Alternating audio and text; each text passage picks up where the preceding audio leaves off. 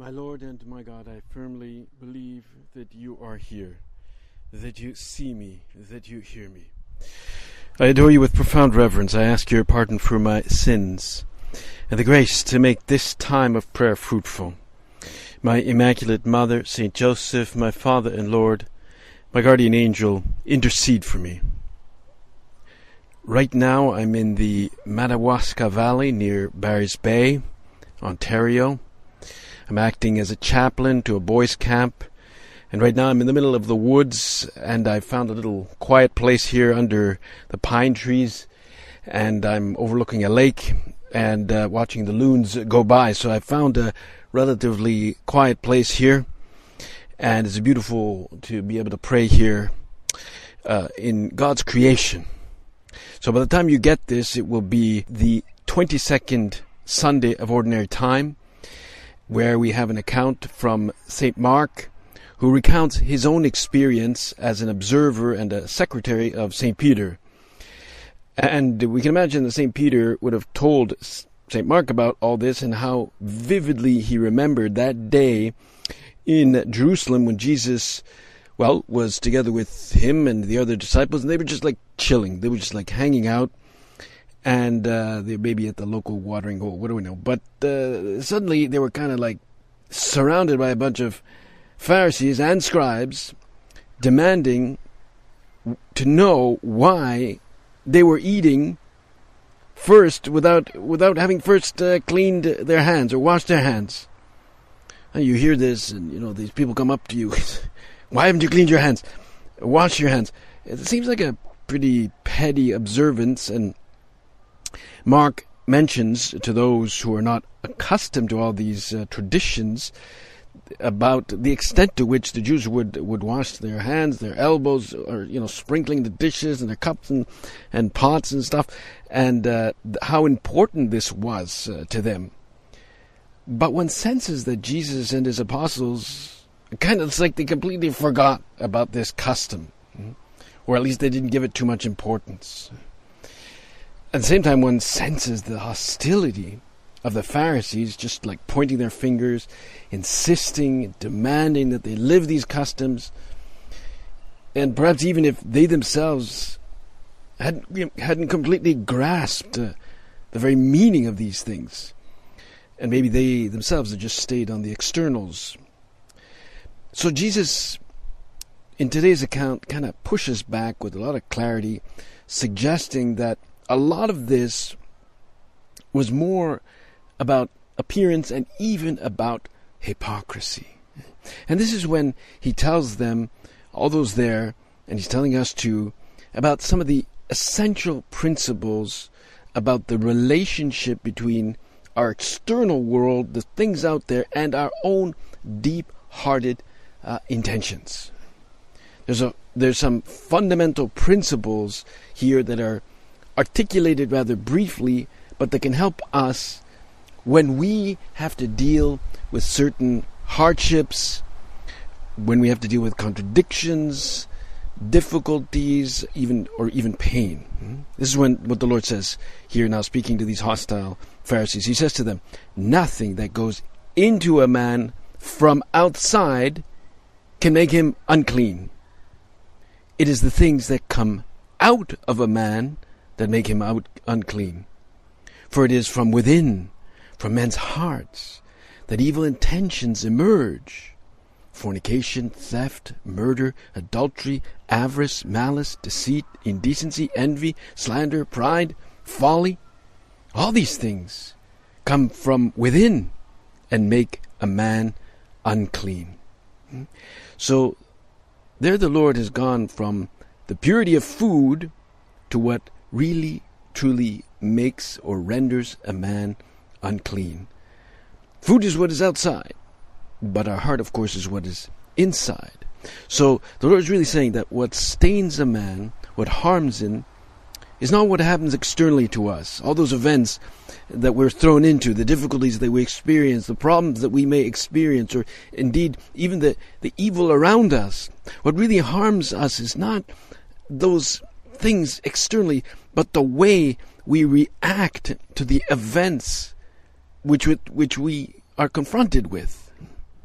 And too often we position ourselves perhaps a bit too much like victims. Like we like to accuse the events or the others of our malaise. Of course, not that there's no aspect of truth to this. Of course, if you're a very young person, and you're very dependent on the things around us, we can be indeed, I guess, quite wounded by even adults around us. And, we can't be absolutely autonomous to the events around us. But, I don't know, as we get older, as we mature, both physically and spiritually, we can come to acquire bit by bit a greater autonomy and indeed a real freedom. So we become less and less dependent on the things around us, kind of like less victims. But we realize that what is important is not so much to look around to what's going on left and right around us, measuring all the events around us, and perhaps be too focused on the 101 things that are not going well. Perhaps it's more important really to examine ourselves, honestly examine our heart. Meaning that deep down, the problem is not so much the circumstances around us, that but really whether we find them easy or difficult, but maybe it is ourselves that we have to look at. That is how we internally react to those things. And therefore, what really harms me is not so much the circumstances that I find myself in, but the manner in which I react to situations. What damages me are not the difficulties as such, but my fears, my discouragements, my sadnesses, my bitterness, indeed, the resentment in front of such and such a situation. And it's important that we tell ourselves this often so that we can acquire a certain autonomy, because otherwise we'll be perpetually blaming the entire world of what is not going well, while in fact the solution is to seek to grow in this interior autonomy, grow in faith, in hope, in love, ultimately in this interior freedom. And I know this is hard. This is not easy to do that. Of course, we're affected by stuff that happens. We're all affected. I mean, in the first days of this camp, it was raining. It was raining and raining, raining. It was cold, and it was normal that we get affected by that, right? But now, we need to find some form of growth within us, and that's why talking about the challenge that we experience in spiritual direction can help us to relativize these things and examine how we actually respond to them. The other day I saw a beautiful commercial about Coca-Cola. It was a Coca-Cola commercial made for some Spanish country. And it was, I don't usually see these things. I don't usually think they're great, but this was an amazing commercial. So it shows a young couple. They're in their apartment, and suddenly the wife comes out and shows her husband that she shows him one of those things that shows that she's pregnant, with a little plus sign. And of course, they're super happy. They embrace. She's pregnant. This is great. And so the commercial goes on to show like the birth of the child, and then all the chaos that comes with having a child, and like the humorous lessons of the toddler, the sleepless night that this couple is going through. The guy steps on a toy and sprains his ankle, and then you see the child eating dog food and the mother taking him away from that, and then the father is living. He's like in this complete disordered living room. You can see he's got bags underneath his eyes, right? He's unshaven, he's exhausted, and the child is clambering over him. And so they give all these clips or these, little snippets of the life of this couple that has now obviously completely been changed, right?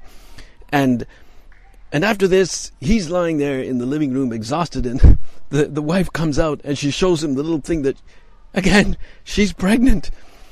And the guy turns and like with astonishment and trepidation and fear, almost horror at seeing, oh my God, we're going to have another child.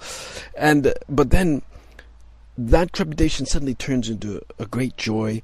He's filled with joy. They embrace. And then, of course, you have to see him chugging the Coca-Cola, a great shot. There they are in this messy living room. And then there's the Coca-Cola logo. And underneath, in Spanish, it says, Destapa tu naturaleza, which means uncork your nature. Uncork your nature. I mean, isn't this totally against the unnatural contraceptive mentality of blocking the sources of life that we have in our world today? They receive this new life now in action, fully aware of all the troubles and upheavals and pain that this will suppose. But their interior reaction is one of great joy to receive this new life. This was their inner reaction of adventuresome hope in front of the challenges of this new family. So drink Coke. Maybe it'll uncork the sources of life. I thank you, my God, for the good resolutions, affections, and inspirations you have communicated to me in this meditation. I ask your help to put them into effect. My Immaculate Mother, Saint Joseph, my Father and Lord, my guardian angel, intercede for me.